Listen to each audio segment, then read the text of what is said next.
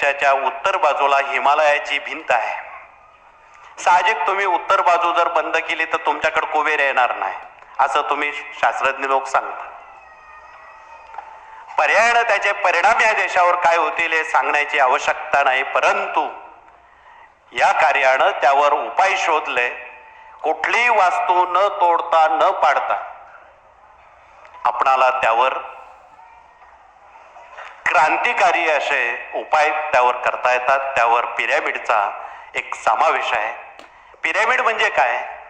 आपण पूजेमध्ये सत्यनारायण पूजा किंवा कुठलीही पूजा करताना पुरोहित लोक मूठभर पुंजळ्या ठेवतात, धान्याच्या, गव्हाच्या, तांदळाच्या मंडलं मांडताना.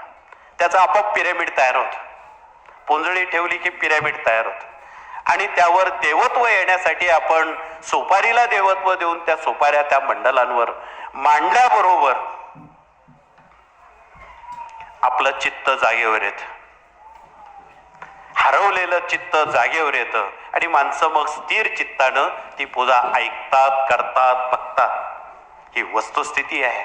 इंग्लिशमध्ये पीस ऑफ माइंड आणि कॉन्सन्ट्रेशन मिळवायचं असेल तर पिरॅमिड शिवाय दुसरा पर्याय नाही. म्हणून आपणाला या सगळ्या बाबी या देशातल्या असून इजिप्त सारख्या देशात का जावं लागलं हे आपल्याला सांगायची गरज नको.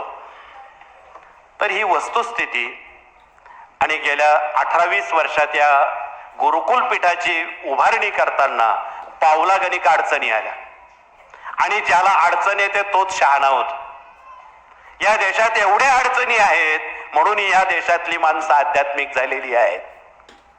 हळूहळू तुम्हाला त्या अडचणीतून सुटका आणि त्याचं मिळालेलं मार्गदर्शन हा ठेवा खूप मिळणार आहे. म्हणून पावलागणिक होणाऱ्या अडचणी आणि उलट्या प्रवाहात पोहून सुलट प्रवाहाकडे येताना झालेली तारांबळ, झालेली सगळी फजिती ही नव्यानं सांगण्याची जरूर नाही.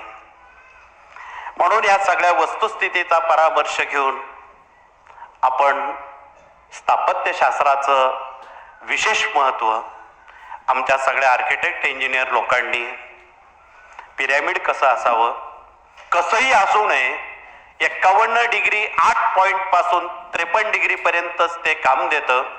51च्या आधीचंही काम देणार नाही आणि 53 नंतरचं 54चंही काम देणार नाही. ते दिसायला जरी पिरॅमिड असेल पण गुणधर्म त्यात नसतील, ही सुद्धा माहिती आपल्या प्रत्येकापर्यंत असणं जरुरीचं आहे.